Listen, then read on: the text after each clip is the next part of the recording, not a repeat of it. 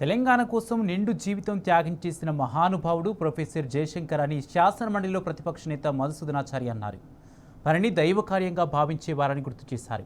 3 తరాల జీవితాన్ని కాంగ్రెస్ నాశనం చేసిందని జయశంకర్ వందల సార్లు అన్నారని మాజీ మంత్రి నిరంజన్ రెడ్డి గుర్తు చేశారు. తెలంగాణ ఏర్పాటు కోసం 36 రాజకీయ పార్టీల సమ్మతి తీసుకోవడం కాంగ్రెస్ పార్టీకి మరణశాసనంగా మారిందన్నారు. తెలంగాణ ఏర్పాటులో జయశంకర్ పాత్ర అద్భుతీయమని మాజీ మంత్రి జగదీష్ రెడ్డి అభిప్రాయపడ్డారు. ఆచార్య జయశంకర్ గారి గురించి ప్రతి ఒక్కరికి ఒక రకమైనటువంటి అనుభవం. ఆచార్య జయశంకర్ గారు పువ్వు పుట్టగానే పరిమళిస్తుంది అనడానికి నిదర్శనం. ఆచార్య జయశంకర్ గారు ఏ పని చేసినా తాను చేసేటువంటి పనిని దైవ కార్యంగా భావించి అందులో సంపూర్ణంగా లీనమై పనిచేసేటువంటి వ్యక్తి. 15 సంవత్సరాల వయసులోనే కలపడం ద్వారా జరగబోతున్నటువంటి అనర్థాన్ని గ్రహించి దాన్ని ఛేదించడం కోసం, తెలంగాణను సాధించడం కోసం నిండు జీవితాన్ని అంకితం చేసినటువంటి మహానుభావుడు ఆచార్య జయశంకర్ గారు. ఉద్యమ నాయకుడిగా మనందరికీ రకరకాల ఇందాక చెప్పినటువంటి అనుబంధాలు ఉన్నాయి.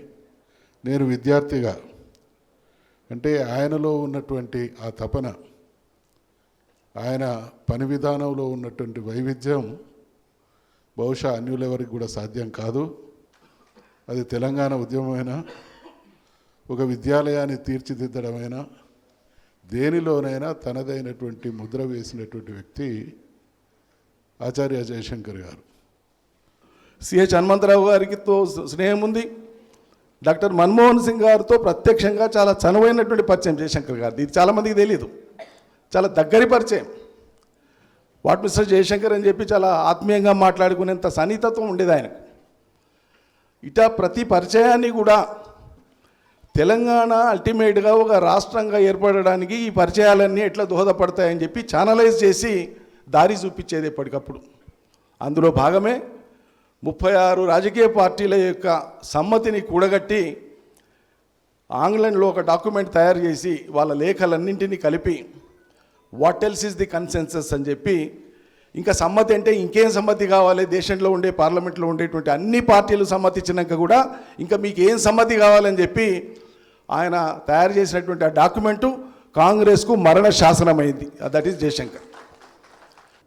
సమైక్యాంధ్రవాదుల సమైక్యవాదం యొక్క నడుం విరగొట్టడానికి కేసీఆర్ జయశంకర్ సార్ చేసిన మొదటి పోరాటం.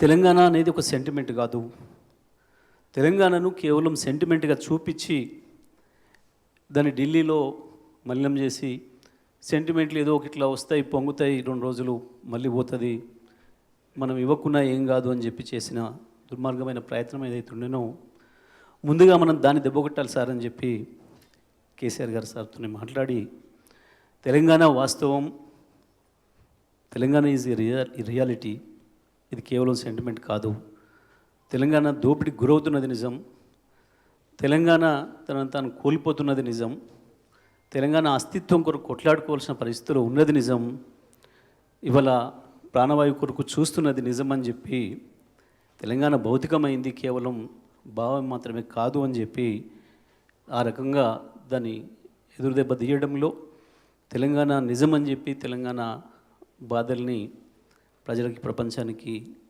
కేంద్రంలో ఎవరికి అర్థం కావాలో వాళ్ళకి అర్థమయ్యే పద్ధతుల్లో ఎప్పటికప్పుడు కేసీఆర్ గారికి కూడా సమాచారం ఇస్తూ దాన్ని బలంగా నెట్టడంలో తెలంగాణను నిలబెట్టడంలో జయశంకర్ సార్ పాత్ర ఎంత అద్వితీయమైందో మనందరికీ కూడా తెలుసు.